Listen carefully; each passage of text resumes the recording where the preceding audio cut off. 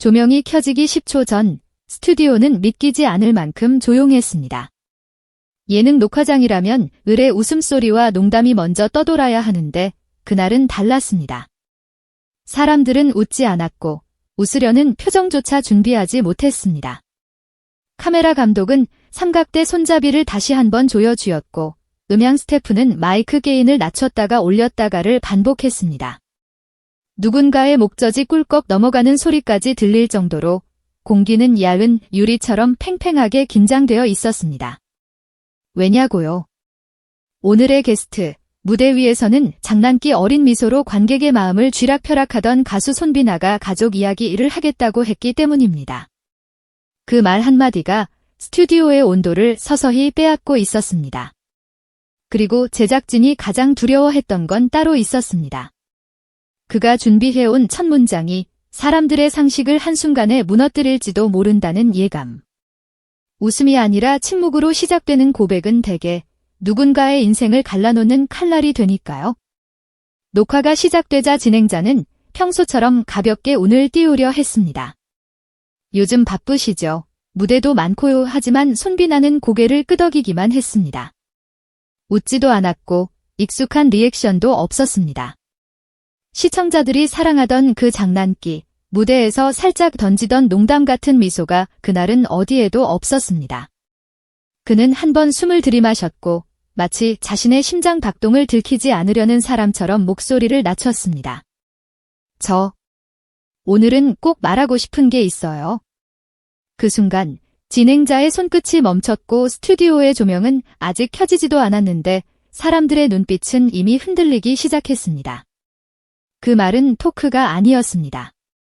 고백의 예고였고 고백의 예고는 늘 누군가의 세상을 뒤집습니다. 손비나는 천천히 물컵을 들어 한 모금 마셨습니다. 그런데 그 짧은 행동이 오히려 더 길게 느껴졌습니다. 잠깐의 침묵. 그 침묵이 마치 몇 분처럼 늘어져 모두의 귀를 날카롭게 만들었습니다. 그때 손비나가 말했습니다. 저는 어머니가 없어요. 스튜디오가 무너졌습니다. 누군가가 책상을 치지도 않았고 누군가가 울부짖지도 않았습니다. 그런데도 무너졌습니다. 공기가 꺼졌고 숨이 막혔고 사람들의 표정이 그대로 굳었습니다. 어떤 말은 소리를 크게 내지 않아도 폭발합니다. 어떤 문장은 소리보다 먼저 사람의 가슴을 찢습니다. 그 문장이 바로 그랬습니다. 어머니가 없다는 말은 사실을 말하는 것처럼 담담했지만 그 담담함이 더 잔인했습니다. 마치 오래된 상처를 스스로 드러내는 사람이 가진 냉정한 용기. 그것이 보는 사람들의 심장을 겨눴습니다. 진행자는 바로 다음 질문을 던지지 못했습니다. 방송을 이끄는 사람에게 멈춤은 금기인데도 그날은 누구도 그 멈춤을 탓하지 못했습니다. 손비나는 고개를 들고 조명을 정면으로 바라봤습니다. 서류에는 엄마라고 적혀 있겠죠? 그런데 제 인생에는 단 한 번도 엄마가 없었습니다. 말끝이 살짝 떨렸지만 그는 웃지 않았습니다. 그 대신 아주 단단한 목소리로 이어갔습니다. 아플 때 손잡아준 적도 없고요. 배고플 때 밥 챙겨준 적도 없고요. 제가 울 때 등을 토닥여준 적도 없어요. 사람들은 그 문장들 사이에서 자기 기억을 떠올렸습니다. 손바닥의 체온, 도시락의 냄새, 감기약을 건네던 손, 밤새 잠 못 이루고 머리맡을 지키던 얼굴.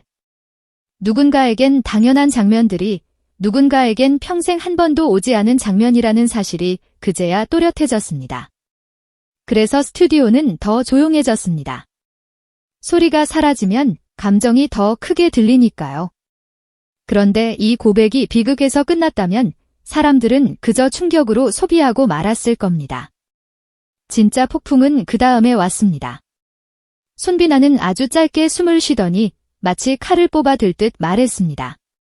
제가 무대 위에서 노래하는 건 그분 덕분이 아닙니다.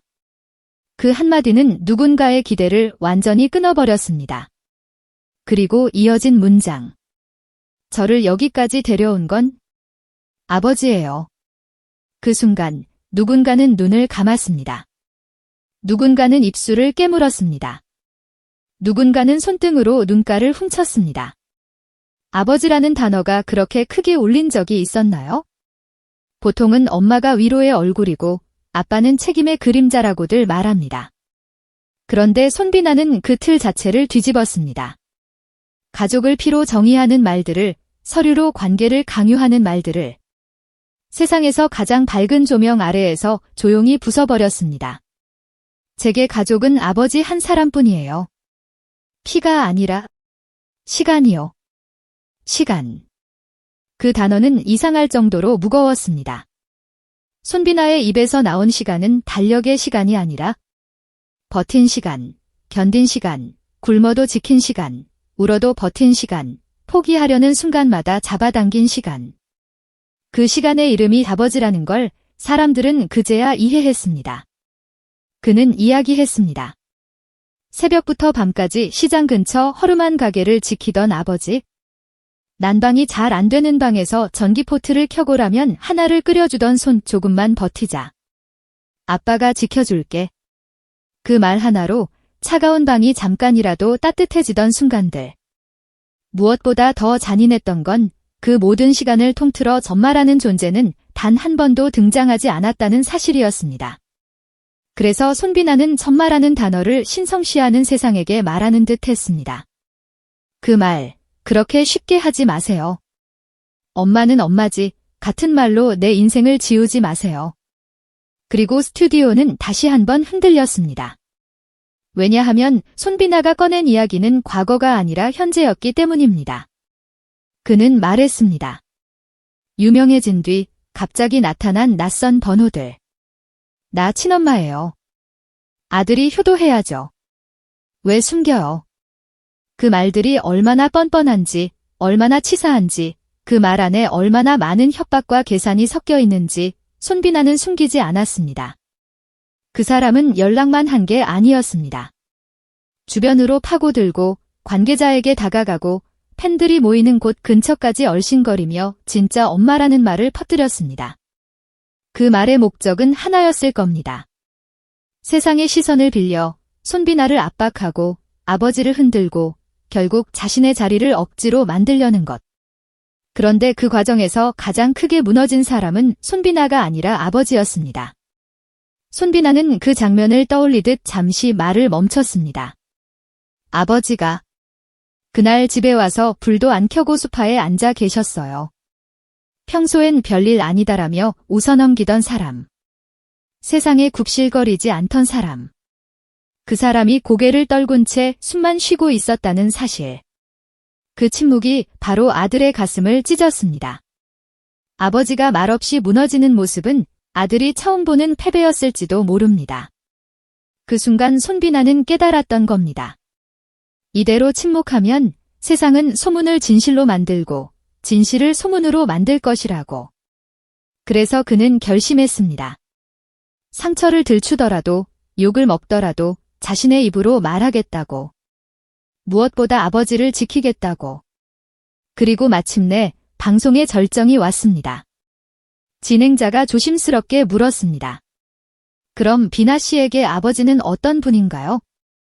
그 질문 앞에서 손비나는 한참을 침묵했습니다. 그 침묵은 연출이 아니었습니다. 진짜 말이 목에 걸린 사람의 침묵이었습니다. 스튜디오의 조명은 이제 완전히 켜져 있었지만 이상하게도 화면은 어둡게 느껴졌습니다. 감정이 너무 진하면 빛이 있어도 어두워 보입니다. 손비나는 떨리는 숨을 내쉬고 마침내 그 문장을 꺼냈습니다. 아빠, 엄마였고 아빠였어요. 그 문장 하나에 스튜디오가 완전히 무너졌습니다. 누군가는 결국 울음을 터뜨렸고 누군가는 고개를 숙였고 누군가는 손으로 얼굴을 가렸습니다. 엄마라는 단어가 가진 따뜻함과 아빠라는 단어가 가진 무게를 한 사람의 이름에 전부 얹어버리는 문장. 그 문장은 칭찬이 아니라 고백이었고 고백이 아니라 헌사였고 헌사가 아니라 생존의 기록이었습니다.